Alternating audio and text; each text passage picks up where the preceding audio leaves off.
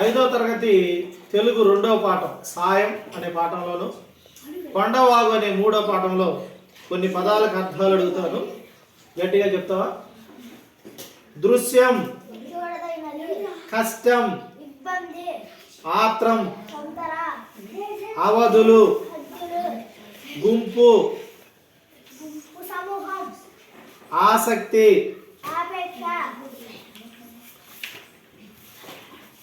మేట, వాగు, జాలువారు, బాట, క్షేమం, కుశలము, వృద్ధు, దృశ్యం, బారులు, లంక,